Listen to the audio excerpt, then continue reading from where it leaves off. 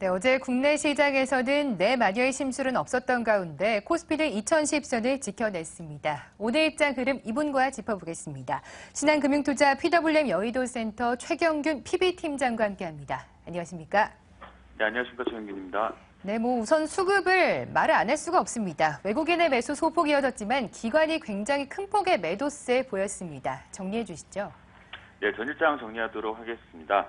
선물옵션 동시 만기일이자 내마녀의 날이었던 전일 코스피는 기관과 외국인의 줄다리기 끝에 2010선을 지켜내며 소폭 약세 마감하였습니다.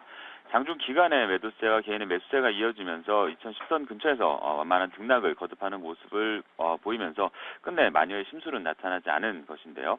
한국은행 금융통화위원회도 기준금리를 연 2.5%로 13개월째 유지를 했지만 그간 동결 전망이 지배적이었던 만큼 증시에 별다른 영향을 미치지는 않았습니다. 수급별로 보면 외국인 매수 강도 약화와 기관 대규모 매도세가 특징이다라고 할 수 있는데요. 외국인은 오후 2시경에 매도 우위였던 상황에서 장 막판에 선물옵션 동시 만기로 인한 매수세를 나타내며 장막판 순매수로 전환하며 20일 거래일 연속 순매수세를 보여줬습니다. 그리고 그 규모는 3조 7천억 원에 육박한 수준입니다. 전체적으로 이제 세계은행 그 경제 전망치 하향 조정 속에서 원달러 환율이 하루 만에 상승 마감하는 그런 모습을 보였습니다. 그리고 코스닥 시장 같은 경우에는 기관 매수세 유입에 4거래일 연속 상승하는 모습을 보여주었고요. 업종별로는 비철금속, 전기가스, 통신업종이 강세를 보였고 건설, 철강금속, 운수창고 업종이 약세를 보인 그런 하루였습니다. 어제장 정리해 주셨는데요. 간밤에는 이라크 우려감 때문에 글로벌 증시가 전반적으로 조정받았습니다. 우리 시장은 오늘 어떤 영향을 받을까요? 네. 일단 그 단기적인 것을 먼저 말씀을 드려야 될 것 같은데요. 일단 단기적으로는 이제 말씀하신 대로 이라크 사태 등 국제 정세에 따른 약보합세가 예상이 됩니다. 근데 이제 중장기적으로도 같이 말씀을 드리면은 중장기적으로는 이제 장기 박스권인 2050선을 돌파하는 그런 시도는 계속될 것이다라고 생각이 듭니다. 먼저 중장기적인 이슈부터 간단히 말씀을 드려야 될 것 같습니다. 최근 코스피가 2000선 돌파 이후에 지지부진한 움직임을 이어가고 있지만 기술적인 측면에서 보면 과거에 비해 다소간의 차이점이 관철되고 있음에 주목할 필요가 있습니다. 양호한 수급 모멘텀 유지가 바로 그것인데요. 실제 글로벌 증시의 바로미터인 미국 S&P 500 지수가 지난 그 단기 추세선인 5일선을 하향 이탈하는 가운데서도 외국인이 국내 증시에서 20일 거래일 연속 순매수 행진을 이어가고 있는 상황입니다.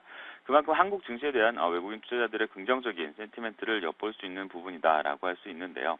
이는 그 22와 중국 등 주요국들의 경기 부양책 발표와 시장 리스크 완화 무드 속에 위험 자산으로 글로벌 투자 자금이 꾸준하게 유입될 수 있는 여건이 뒷받침되고 있는 상황이다라고 볼 수 있습니다.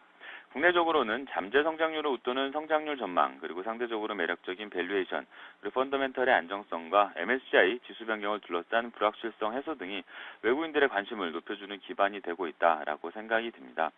또 이제 한편 그 어떤 수급적인 면에서는 이제 국내 주식형 펀드의 환매 규모가 지난 5월 중순에 일평균 1,700억 원에서 5월 말 이후에 200억 수준으로 급감하는 점과 또 시장 거래량과 거래대금 역시 4조 원대로 개선세를 돌아서는 모습이 과거 2000선 돌파 이후 관찰했던 움직임과는 상당한 차이점을 보여주고 있다라고 할 수 있습니다.